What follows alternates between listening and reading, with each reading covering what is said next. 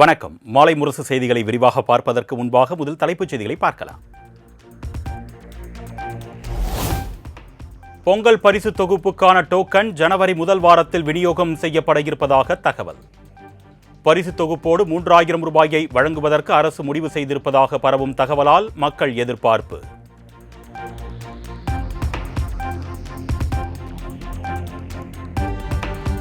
பொங்கல் பரிசு தொகுப்புடன் குடும்பத்திற்கு 5000 ரூபாய் வழங்க வேண்டும். எதிர்க்கட்சித் தலைவர் எடப்பாடி பழனிசாமி தமிழக அரசுக்கு கோரிக்கை.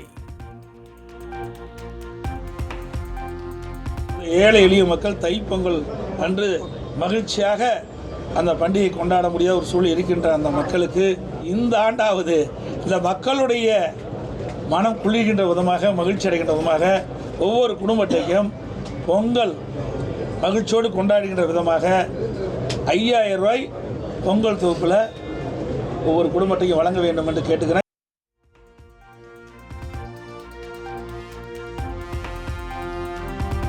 காவல்துறை மற்றும் தீயணைப்புத்துறை சார்பிலான 68,47,000 ரூபாய் மதிப்பிலான புதிய கட்டடங்கள் திறப்பு.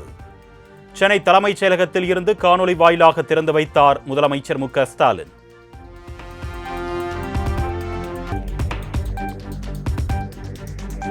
பள்ளி கல்வித்துறை சார்பில் 20 மாவட்டங்களில் 96 கோடியே 49 லட்சம் ரூபாய் மதிப்பில் 392 புதிய வகுப்பறை கட்டடங்கள்.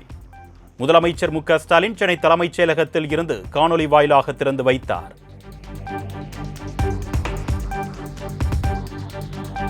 எஸ்ஐஆர் மூலம் போலி வாக்காளர்கள் நீக்கப்பட வேண்டும் என்று அதிமுக பொதுச் செயலாளர் எடப்பாடி பழனிசாமி கருத்து.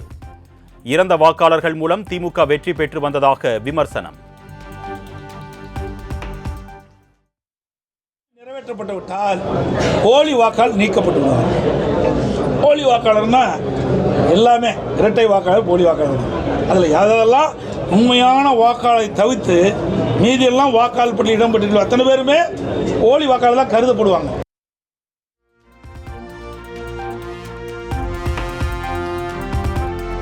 நூறு நாள் வேலை திட்டத்தில் மகாத்மா காந்தி பெயரே தொடர வேண்டும் என்று மத்திய அரசுக்கு அதிமுக பொதுச் செயலாளர் எடப்பாடி பழனிசாமி வலியுறுத்தல். 100 நாள் வேலை திட்டத்தின் பணி நாள் 125 நாட்களாக உயர்த்தப்பட்டுள்ளதை பாராட்ட திமுக அரசுக்கு மனமில்லை என்றும் சாடல். மத்திய அரசாங்கம் 100 நாள் வேலை திட்டத்தை 125 நாட்களாக உயர்த்தி இருக்குது.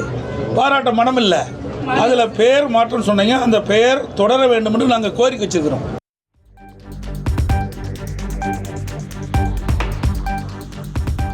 சென்னை அண்ணா அறிவாலயத்தில் திமுக தேர்தல் அறிக்கை தயாரிப்பு குழுவின் முதல் ஆலோசனை கூட்டம் தொடங்கியது. திமுக துணை பொதுச் செயலாளர் கனிமொழி தலைமையில் கூட்டத்தில் மாவட்டம் வாரியாக மக்களின் கோரிக்கைகளை பெறுவது, பல்வேறு அமைப்புகளுடன் கலந்துரையாடுவது குறித்து ஆலோசனை.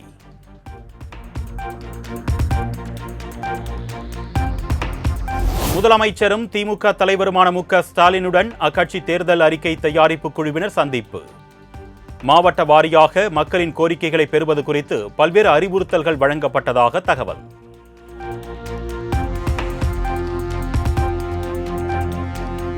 தேர்தல் அறிக்கை தயாரிப்பு தொடர்பாக மாவட்டந்தோறும் செல்ல இருக்கிறோம் என்று கனிமொழி பேட்டி. மாநில உரிமைகளுக்கு தேர்தல் அறிக்கையில் முன்னுரிமை கொடுக்கப்படும் என்றும் திட்டவட்டம். முதல் கூட்டத்திலே எந்தெந்த மாவட்டங்களுக்கு செல்ல இருக்கிறோம், யாரையெல்லாம் சந்திக்க வேண்டும் என்பதை பற்றி ஆலோசனை செய்யப்பட்டு முடிவெடுக்கப்பட்டிருக்கிறது. அந்த தேதிகள் விரைவிலே அறிவிக்கப்படும்.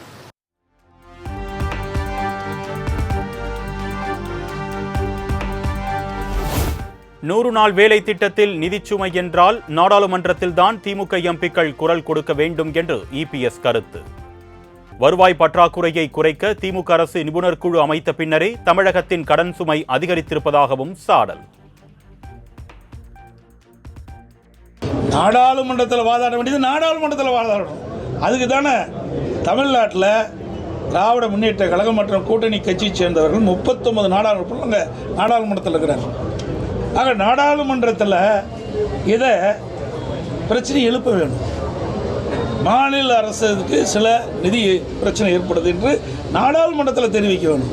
நாடாளுமன்றத்தில் அவர்கள் முழுமையான அழுத்தம் கொடுக்கல.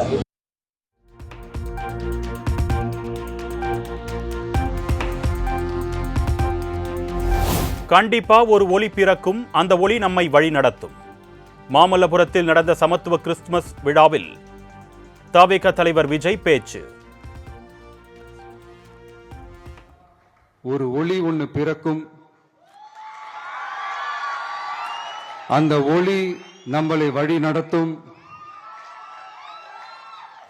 இங்க வந்திருக்கும் அருளாளர்கள், அன்பர்கள் அனைவருக்கும் என்னுடைய கிறிஸ்துமஸ் நல்வாழ்த்துக்கள்.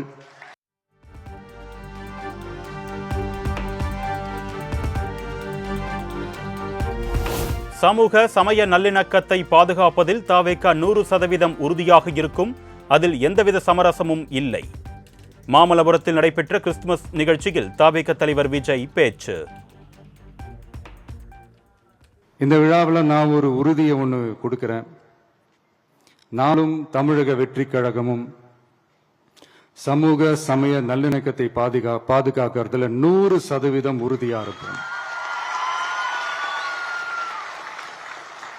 அதுல எந்த விதமான ஒரு காம்ப்ரமைஸும் இருக்கவே இருக்காது. அதனாலதான் நம்மளுடைய கொள்கைகளுக்கு மதச்சார்பற்ற சமூக நீதி கொள்கைகள்னு பேரு வச்சதே இந்த உறுதினாலதான்.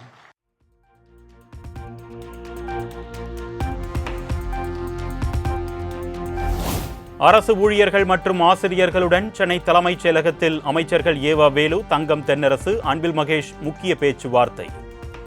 பழைய ஓய்வூதியம், ஓய்வூதிய பண பலன்கள் விடுவிப்பு உள்ளிட்ட பல்வேறு கோரிக்கைகளை வலியுறுத்தி பேச்சுவார்த்தை நடைபெறுவதாக தகவல்.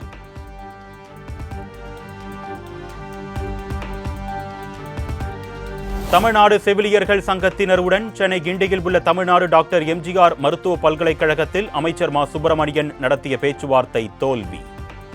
காலியாக உள்ள செவிலியர் பணியிடங்களை நிரப்ப வேண்டும் உள்ளிட்ட கோரிக்கைகளை வலியுறுத்திய நிலையில் நிராகரிப்பு.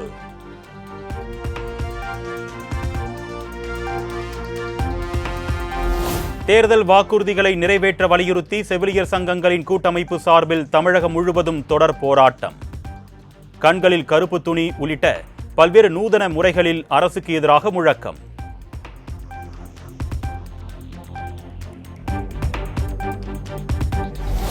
செவிலியர்கள் கோரிக்கைகளுக்கு தீர்வு காண நடவடிக்கை எடுக்கப்படும் என்று சுகாதாரத்துறை அமைச்சர் மா சுப்பிரமணியன் பேட்டி. பொங்கலுக்கு முன்பாக சீனியாரிட்டி அடிப்படையில் 169 பேருக்கு பணியாணை வழங்கப்படும் என்றும் விளக்கம். எம்ஆர்பி ஒப்பந்த செவிலியர்களின் போராட்டம் சம்பந்தமாக இன்றைக்கு பல்வேறு தரப்பினருடன் பேச்சுவார்த்தைகள் நடத்தப்பட்டது. பேச்சுவார்த்தைகளில் அவர்களுடைய கோரிக்கைகள் அரசின் சார்பில் பரிசீலிக்கப்பட்டு பல்வேறு கோரிக்கைகளுக்கு விரைந்து தீர்வு காண்பதற்கு நடவடிக்கை எடுக்கப்பட்டது.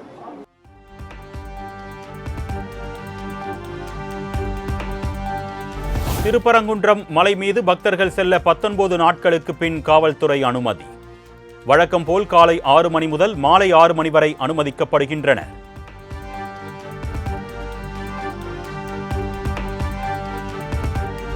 விலைவாசி உயர்வு, ஊதியம் உள்ளிட்ட பல்வேறு பிரச்சனைகள் காரணமாகவே ரயில் டிக்கெட் கட்டணம் உயர்த்தப்பட்டிருக்கலாம் என்று இபிஎஸ் கருத்து.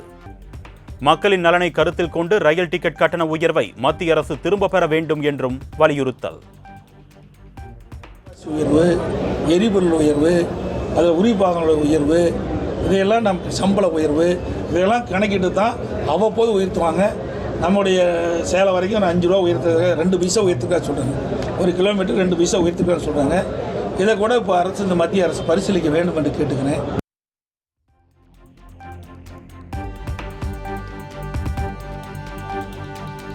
சென்னை மெரினா கடற்கரையில் கடைகள் ஒதுக்குவது தொடர்பாக ஹைகோர்ட் நீதிபதிகள் சுரேஷ்குமார், ஜெகதீஷ் சந்திரா நேரில் ஆய்வு. சென்னை மாநகராட்சி ஆணையர் தாக்கல் செய்த அறிக்கையின்படி எத்தனை அடி இடைவெளியில் கடைகள் இருக்கும் என்று கேள்வி.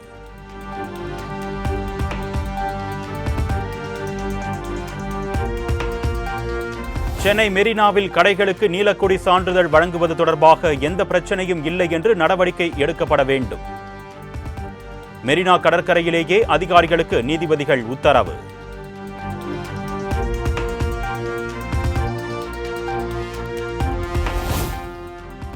சென்னை அண்ணா சதுக்கம் பேருந்து நிலையம் அருகே வீடற்றவர்களுக்கான இரவு நேர காப்பகம் துணை முதலமைச்சர் உதயநிதி ஸ்டாலின் திறந்து வைத்தார்.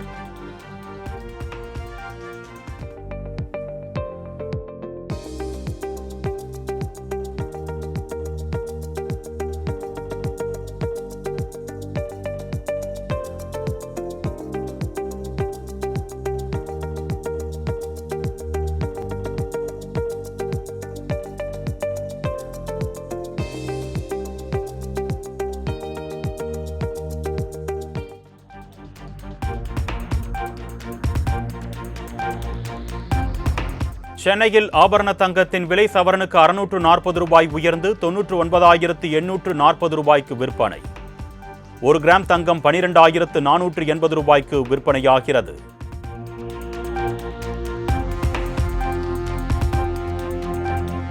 சென்னையில் வெள்ளி விலை கிலோவுக்கு 5,000 ரூபாய் அதிகரித்து 2,31,000 ரூபாய்க்கு விற்பனை.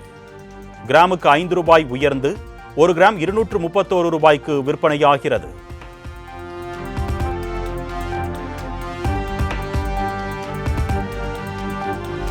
அணுசக்தி துறையில் தனியாரை அனுமதிக்கும் மசோதாவுக்கு குடியரசுத் தலைவர் திரௌபதி முர்மு ஒப்புதல். மத்திய அரசிடம் தனியார் உரிமம் பெற்று அணு மின் நிலையங்களை இயக்கவும் பராமரிக்கவும் மசோதாவில் வழிவகை.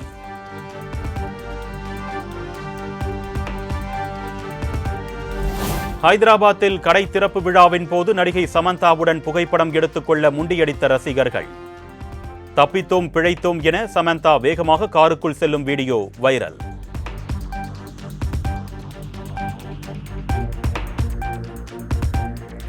மக்களுக்கு நல்லது செய்ய நடிகர்களுக்கு அதிகாரம் அவசியம் இல்லை. சென்னையில் நடைபெற்ற திரைப்பட நிகழ்ச்சியில் கன்னட நடிகர் சிவராஜ்குமார் கருத்து.